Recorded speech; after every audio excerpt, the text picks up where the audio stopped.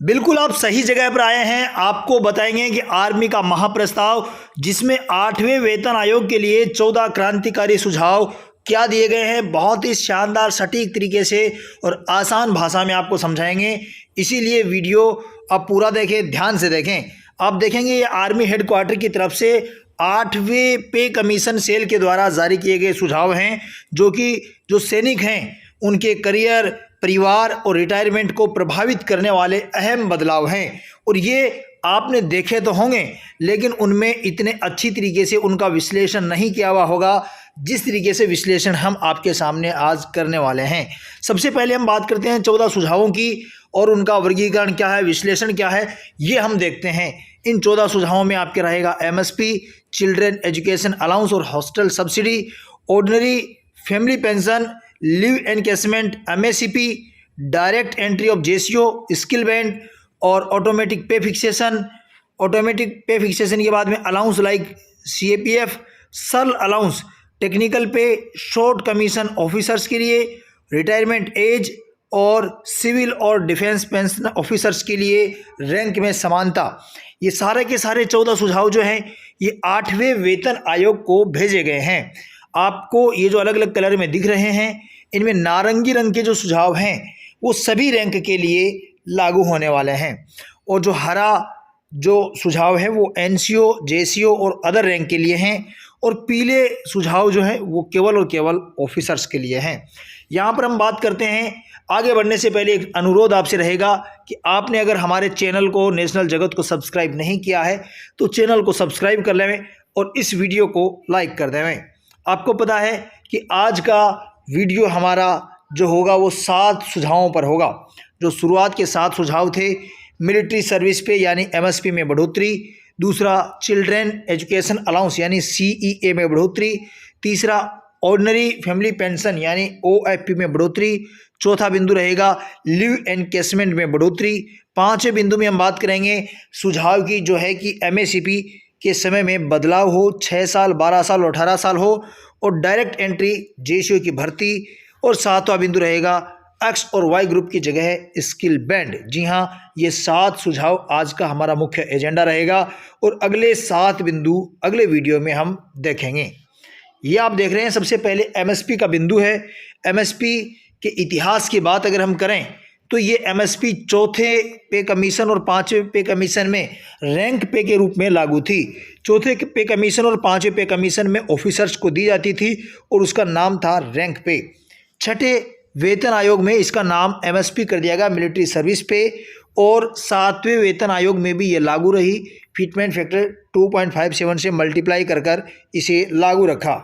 MSP एक military service पे होती है कि जोखिम और त्याग की पहचान के रूप में एमएसपी को जाना जाता है। वर्तमान में एमएसपी की बात करें तो ऑफिसर्स को 15,500 रुपये एमएसपी मिलती है। एमएनएस यानी मिलिट्री नर्सिंग सर्विस में 10,800 रुपये मिलते हैं। जेसीओज, एनसीओज और ओआर जो हैं अदर रैंक हैं उनको 5,200 रुपये एमएसपी के तौर पर मासिक मिलते हैं, हर महीने मिलते हैं। अब यहाँ पे 8th पे कमीशन सेल के द्वारा जो प्रस्तावित है, जो सुझाव दिए गए हैं, प्रस्ताव बनाकर भेजे हैं, ऑफिसर्स के लिए एमएसपी है वह 30,000 रुपये करने का प्रस्ताव दिया है। एमएनएस जो नर्सिंग सर्विस के लिए 21,000 रुपये एमएसपी रखा गया है इसमें प्रस्ताव में, और जेसीओज के लिए 18,000 रुपये का प्रस्ताव भेजा गया है। एनसीओज और ओआरएस के लिए 12,000 रुपये मिलिट्री सर्विस पे का प्रस्ताव यहाँ पर 8th पे कमीशन सेल के द्वारा भेजा गया है। अब एमएसपी जो है इसके संबंध में और भी यहाँ पर एक प्रस्ताव है कि एमएसपी को प्रॉपर पार्ट ऑफ पे माना जाए, पे का जो एक हिस्सा माना जाए इसको, और इससे ये फ़ायदा होगा, अगर इसको जो पे का हिस्सा अगर माने तो इससे ये फ़ायदा होगा, ये लाभ होगा कि एचआरए, लिव एनकेसमेंट जो है और जो सीटीजीए और अन्य जितने भी अलाउंस हैं उनकी कैलकुलेशन में भी एमएसपी है वो शामिल होगी, यानी अलग से नहीं रहेगी बल्कि एक पार्ट ऑफ पे बन जाएगी, एक वेतन का हिस्सा बन जाएगी। आगे बात करें, अगला बिंदु है वर्तमान सीईए यानी चिल्ड्रन एजुकेशन अलाउंस और हॉस्टल सब्सिडी को लेकर।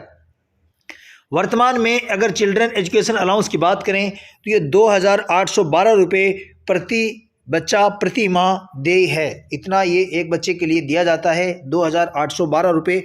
और हॉस्टल सब्सिडी है ये 8,438 रुपये एक बच्चे के लिए प्रति माह के अनुसार दी जाती है।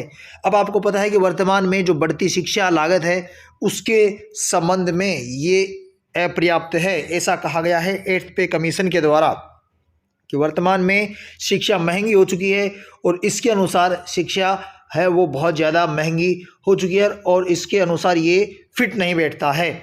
और यहाँ पर आप देख सकते हैं कि अब नया स्लेब जो है उसमें कहा गया है कि वर्तमान के जो भी स्लेब हैं ये जो CEA और जो हॉस्टल सब्सिडी के 2,812 रुपये और 8,438 रुपये इनको 1.5 से मल्टीप्लाई किया जाए, 1.5 गुना इनको किया जाए, वो उसको बेस रेट माना जाए।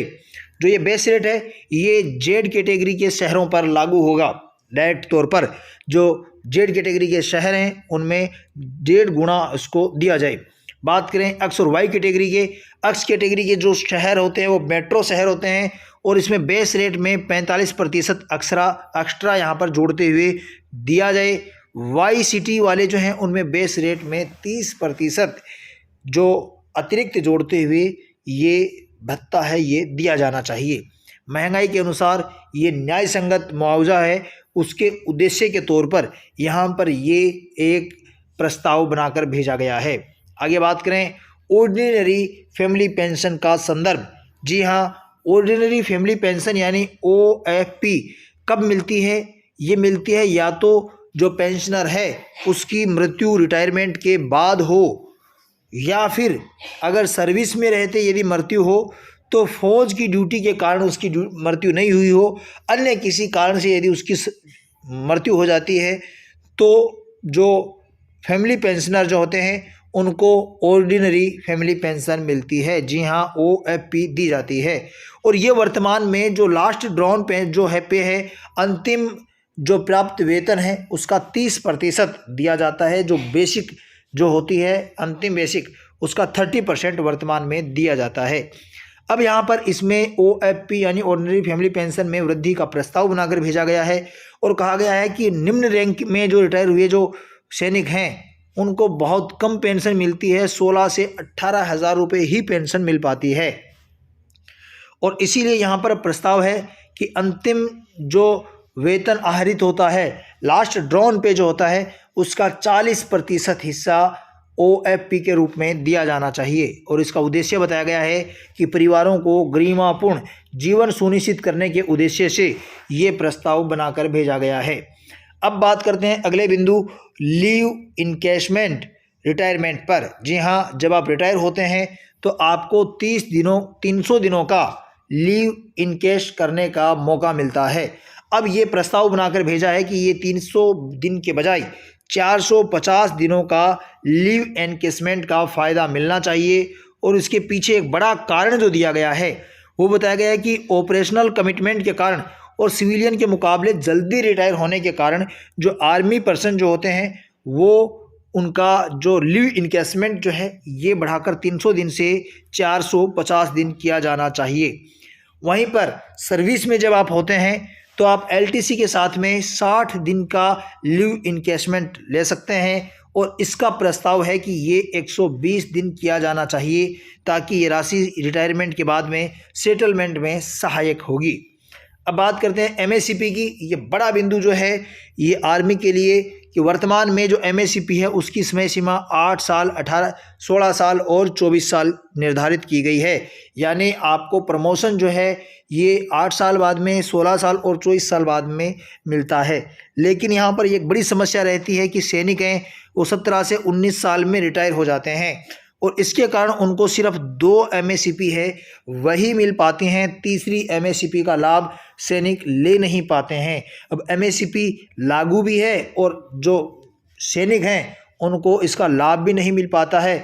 इस समस्या को ध्यान में रखते हुए वर्तमान में MACP में सुधार करने का प्रस्ताव भेजा है 6 साल, 12 साल और 18 साल नई समय सीमा करने का। इससे हर सैनिक को 3 वित्तीय अपग्रेडेशन मिलेंगी। 3 फाइनेंशियल अपग्रेडेशन मिलने के बाद में सैनिक जो है वो कम से कम नायब सूबेदार की बराबर पेंशन लेकर रिटायर होगा। जी हाँ, अगर पेंशनर जो है उसको तीनों MACP मिलेगी सैनिक को तो एक नायब सूबेदार के बराबर पेंशन के साथ में वो रिटायर होगा। अब एक अगला बिंदु जो है वो ऑफिसर्स की कमी को दूर करना। इसमें दिया गया कारण कि एसएसबी जो है, स्टाफ सिलेक्शन बोर्ड जो है, उसमें कमी जो मेरिट लिस्ट बनती है उसमें पास ना होने के कारण या छोटी मोटी कमी में फेल होने के कारण बहुत सारे जो ऑफिसर्स हैं उनकी कमी आर्मी में बनी हुई है। और इसका समाधान के तौर पे बताया है कि डायरेक्ट एंट्री जेसीओ का नया कैडर तैयार किया जाए। यानी जो डायरेक्ट एंट्री जेसीओ है उसका नया कैडर तैयार करते हुए डायरेक्ट भर्ती की जाए।